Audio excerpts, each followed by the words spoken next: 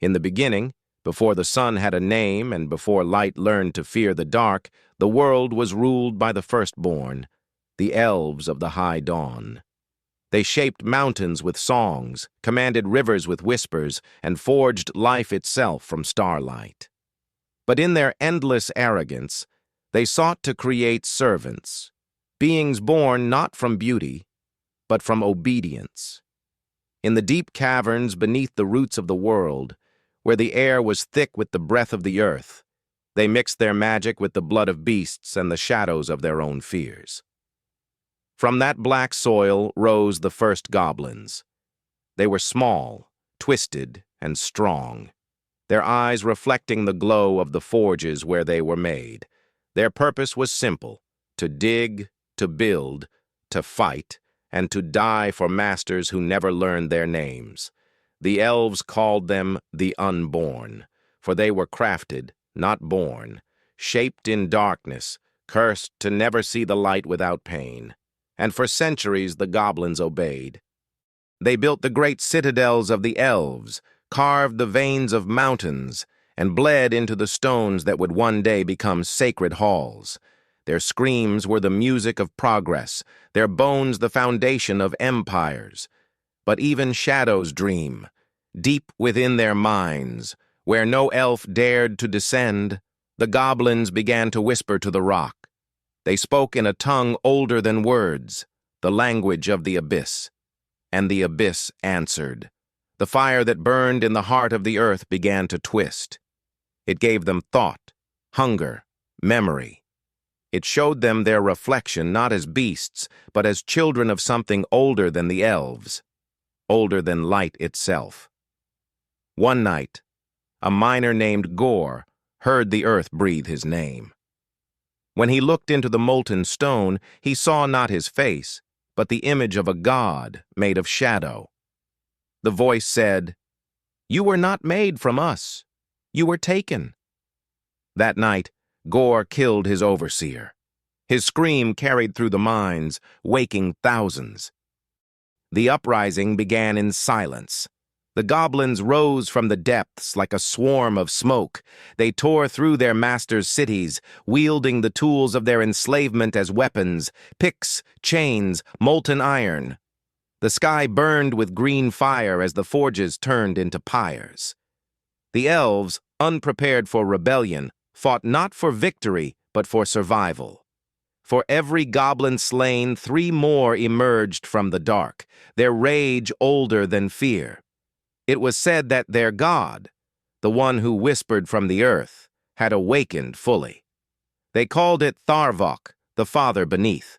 It gave the goblins strength beyond flesh, and the power to rot the light itself. Forests withered, the moon hid behind storms, and the elves, desperate, turned to forbidden magic. They sacrificed entire cities, burning their own kin to fuel spells of purification. The war lasted for centuries, but time meant nothing in that age. The world became a graveyard of ash. Mountains cracked, oceans boiled, and still the goblins came, endless, relentless, immortal in hate. Gore became their king, crowned with the bones of his masters, his heart burning with the fire of the abyss. Under his rule, the goblins built a new empire in the ruins of the old. But victory has a cost. The Father Beneath demanded payment. When Gore refused to offer his people's souls, the earth opened, swallowing half their cities. Rivers turned black, and the goblins began to decay from within. Flesh melted into stone, and their cries echoed through eternity. The elves, broken and scattered, sealed themselves in crystal tombs, swearing never to touch magic again. The goblins, twisted further by the curse, retreated back underground, not conquered, but consumed. For ages, the world forgot them. The forests grew over their ruins and new races rose, men with short lives and longer greed. They built kingdoms above the bones of both elf and goblin, never knowing what slept beneath their feet. But in the deepest cavern, beneath the roots of mountains that no map dares name, the fire still breathes. And in the silence between heartbeats, if one listens closely, The earth still whispers the name of its first children. The goblins are waiting. The earth remembers blood. It keeps the taste of it in its roots, the echo of it in its stone. Long after the elves vanished, and the bones of their towers turned to dust, the whispers still lingered beneath the ground. And where the world above grew bright and soft, the world below festered and burned. Deep beneath the mountains of Audrin Vale, the goblins endured. Generations passed in shadow, their bodies changing, mutating, adapting to the blackness that was now their sun. Their skin hardened like shale, their eyes turned to silver to pierce the dark, and their hearts pulsed with embers instead of blood.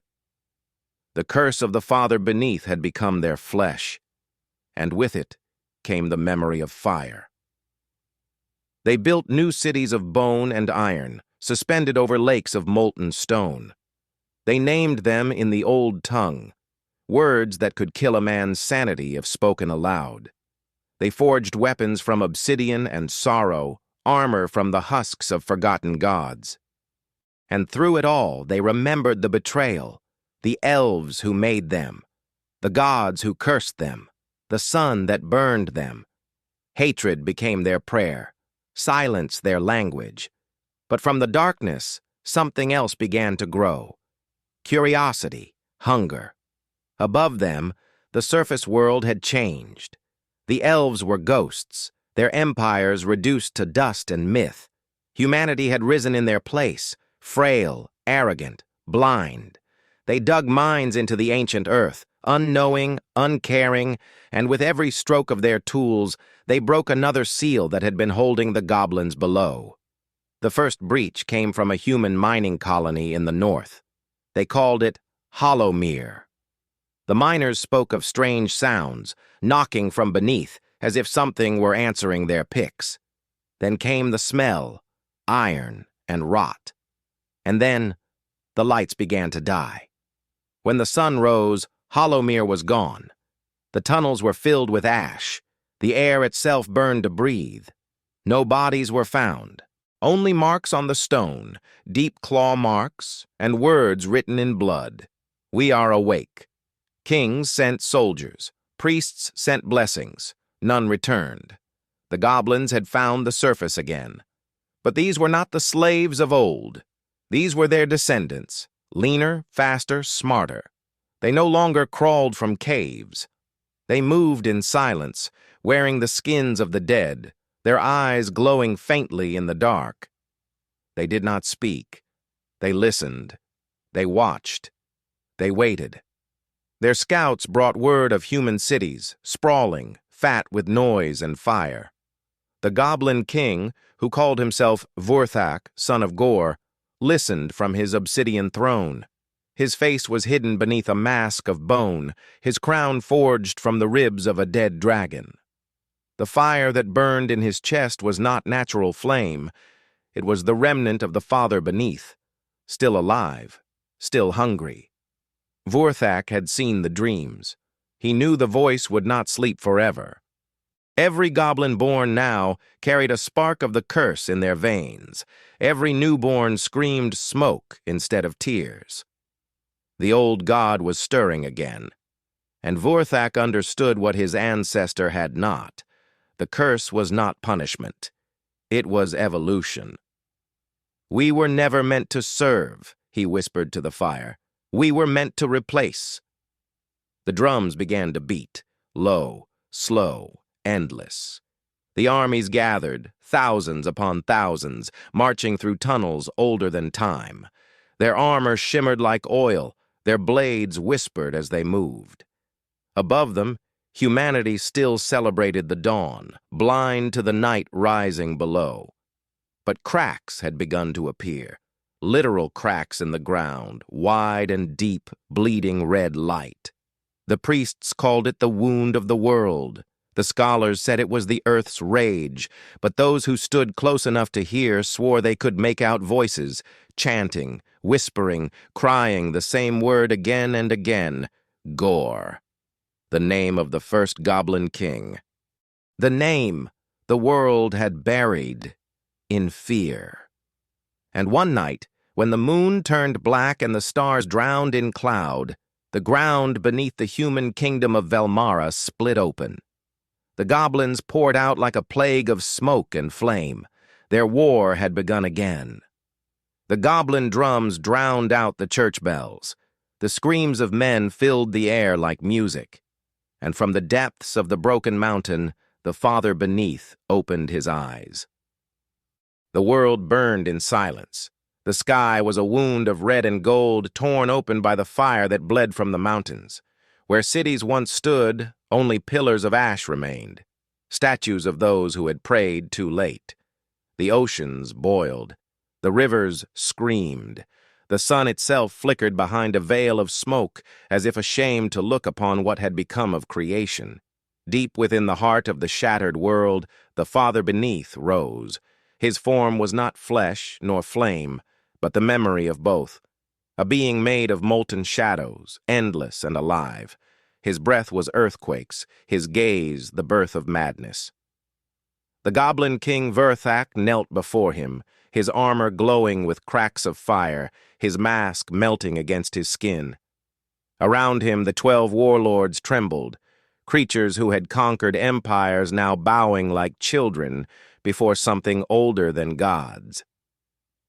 "My father," Verthak whispered, though his voice was drowned by the roar of the awakening. "Your will is done." The voice that answered was not a sound, but a force, a vibration that tore the air apart. "You have forgotten your place." The fire surged through the king's body, searing his veins to glass. He screamed, but the scream was swallowed by the dark. "You sought to lead my flame," the god said, his words echoing through every goblin heart across the world.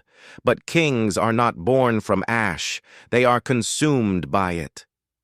Verthak fell, his crown splitting in two, his body collapsing into a river of molten iron. From that river, new forms began to rise, twisted, perfect, monstrous. The Father beneath was making his own army, goblins of pure fire, their eyes like dying stars, their bodies pulsing with the rhythm of the abyss. The 12 warlords bowed deeper, their loyalty no longer to a king, but to a god reborn. "Burn it all," he commanded. "Leave not stone, not sky, not soul unscorched. This world will remember who made it." And so began the last war, the war of fire and flesh. The goblins moved like a living tide, devouring everything in their path.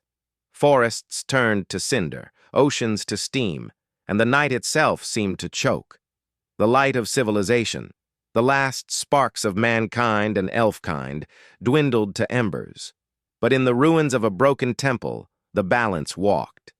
Lysara stood before what remained of a world that no longer deserved mercy. Her silver blade trembled in her hand, not from fear, but from the weight of every soul that had fallen. Behind her, the spirits of the dead followed, millions of them whispering through the wind, lending her their strength. "You cannot fight the end," they said, "but you can give it meaning." She descended into the earth through tunnels older than history, guided by the faint heartbeat of the world, weak, fading, but still alive. For 7 days she walked, through blood, through bones, through the remains of gods.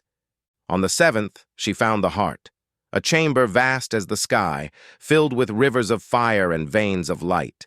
And there stood the Father beneath, endless, magnificent, terrible.